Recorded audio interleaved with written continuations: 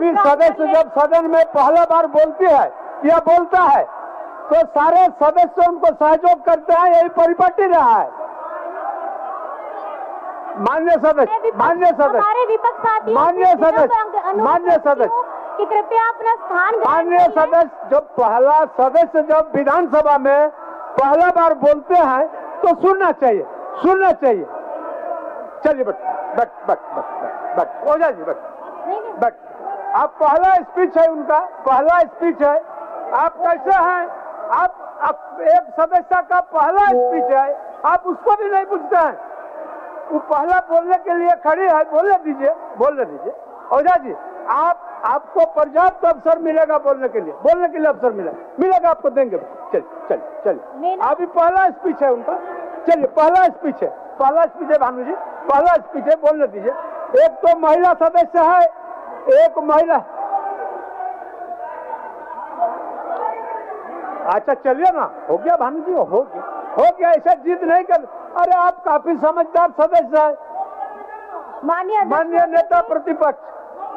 अब madam speech है, madam पहली बार बोल रही है विधानसभा में, सारे सदस्य को बैठना चाहिए, सारे सदस्य को बैठना चाहिए।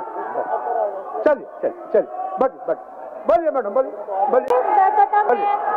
सर्वप्रथम मैं आपका धन्यवाद करती हूँ कि आज के इस अवसर पर आपने मुझे इस महान शक्तिशाली सदन में बोलने का मौका दिया है, और मैं हमारे विपक्ष साथियों से अनुग्रह करना चाहती हूँ, विनम्र है, मेरा प्रणाम है, कृपा करके मेरा पहला भाषण है। मैं चाहती हूँ कि अपना स्थान ग्रहण करें और मेरी बातों को थोड़ा सुनने का समय प्रदान करें। आप लोग माननीय हैं, आप लोग आदरणीय हैं। मैं इस कक्षा की, देखिए फिर हम भी जीत में आ जाएंगे, आप जिस तरह जीत कर रहे हैं ना, हम भी जीत में आ जाएंगे। ऐसा नहीं, चलिए बोल रहे हैं, मेडन स्पीच है, आप महत्व को समझिए, मेडन स्पीच का महत्व को समझिए। एक महिला सदस्य बोल रही है, उनका मेडन स्पीच है। चलिए बोलने दीजिए, बोलिए आप बोलिए। देखिए आज का ये जो पल है, मैं चाहती थी कि मेरे सारे पक्ष साथी हो, विपक्ष साथी हो, सब लोग मिलकर के सुने, लेकिन आज इस शोर शराबे में मैं बस इतना कहना चाहूंगी कि सबसे पहले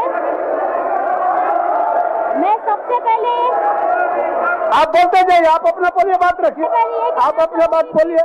आ रहा है रिकॉर्ड में, आ रहा है, बात बोलिए। हाँ जी हाँ, मैं खड़े हूँ। सबसे पहले मैं गांडे विधानसभा के हमारे मतदाताओं सहित हमारे इंडिया गठबंधन के हमारे सभी सक्रिय सहयोगी साथियों को बहुत धन्यवाद देना चाहूंगी कि आज उन्हीं के कठिन परिश्रम से आज आप ओझा जी अंतिम में आप तो बार बार आग्रह कर रहे हैं कि मेडल स्पीच है, आग्रह कर रहे हैं, आप उसको भी नहीं समझ रहे। आपका दल में कोई समझाने वाला व्यक्ति भी नहीं है। आदरणीय हेमंत सोरेन जी की अगुवाई में ये पुनः गठित हुई हमारी सरकार के द्वारा पेश किया गया ये अनुपूरक बजट है, जिसके पक्ष में मैं बोलने के लिए यहाँ खड़ी हुई हूँ। आज अगर आप देखेंगे, आप माननीय सदस्य सोनू जी, माननीय सदस्य 31 तारीख, सोनू जी माननीय सदस्य, आप लोग जाइए ना, आप लोग जाइए, आप लोग जाइए। राजेश बोलिए आप बोलिए जी।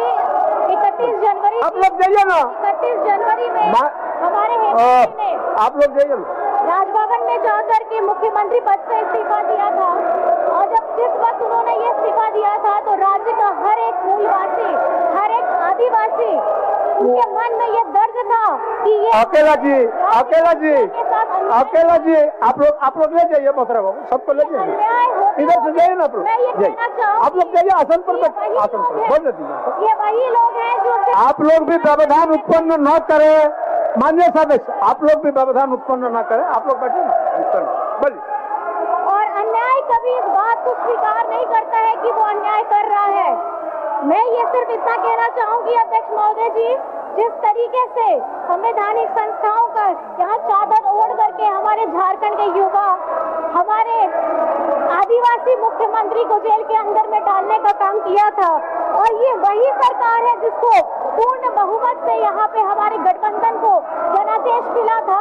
आज इन लोगों के संवैधानिक पदों में जो लोग बैठे हुए हैं, हमारे मुख्यमंत्री को जेल में डाल रहे हैं, और आज ये अपनी बातों को बोल रहे हैं, मैं ये सभी से बीच में आप लोगों से ये कहना चाहती हूँ कि कृपया करके अगर आप अपना यहाँ पे हल्ला भी करना चाहते तो कृपया मेरी बातों को जरूर सुन लीजिएगा, उसके बाद अपनी बातें आप जरूर रखिएगा। साथ में मैं ये कहना चाहूंगी कि जिस वक्त हम लोग हमारे आदरणीय चंपई चाचा जी के पक्ष में विश्वास मत में हम लोग यहाँ पर में आए थे और हमारे नेताजी ने कहा था कि संस्थानों की कार्रवाई भेदभावपूर्ण है, इनके पास मेरे खिलाफ कोई साक्ष्य नहीं है, मैं फिर वापस आऊंगा और अब की बार ज्यादा ताकतवर होकर आऊंगा और आज ये हमारे बीच में है, बैठे हुए हैं हम।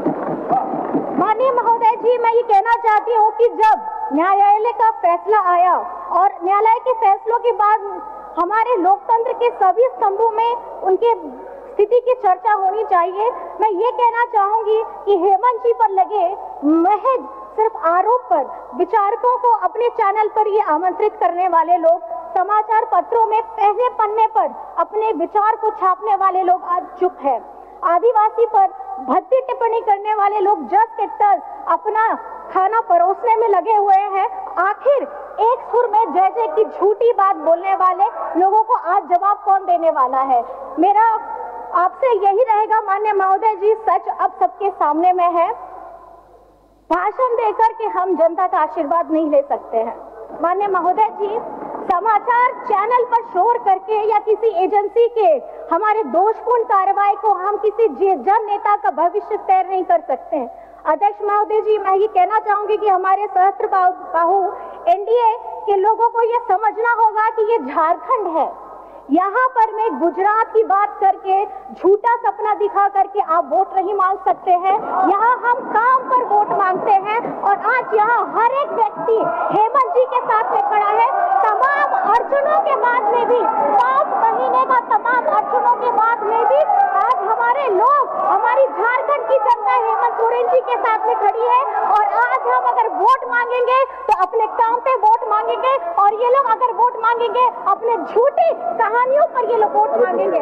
आज हमारी झारखंड की सरकार, झारखंडी सरकार हमारी बेटियों को पर्याप्त शिक्षा पहले हाउस ऑर्डर में लाइए, ये सुनिश्चित कर रहे हैं ऑर्डर में लाइए लोग। पहले आपका दायित्व है, नेता प्रतिपक्ष आपका दायित्व है, सबको बैठे योजना लेकर के आ रही आसन पर बैठे।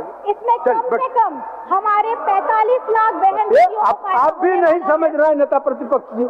मेडन स्पीच है, मेडन स्पीच है, पहली बार बोल रही है, आपको सहयोग करना चाहिए। मैं ये बताना चाहूंगी कि महंगाई घटाने का आप लोग भी वादा करते आए। एक मिनट कल्पना जी, कल्पना जी एक मिनट, नेता प्रतिपक्ष भी नहीं समझ रहा है, बोले मेडन स्पीच है, महिला है। अरे आपको कम से कम ऐसा बोलिए, क्या बोलना है बोलिए। अध्यक्ष महोदय बोलिए।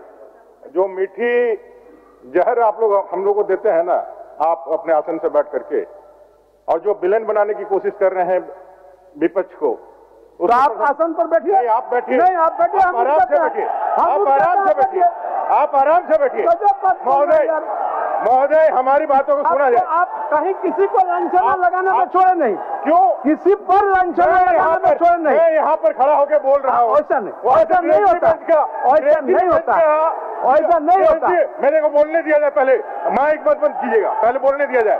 ट्रेजरी बेंच से आकर के यहाँ विरोध कर रहा है, तब मर्यादा नहीं खंडित हो रही है। जब वहां से खड़ा होकर बीच में वो ध्यान दे रहा है, तब मर्यादा खंडित नहीं हो रही है।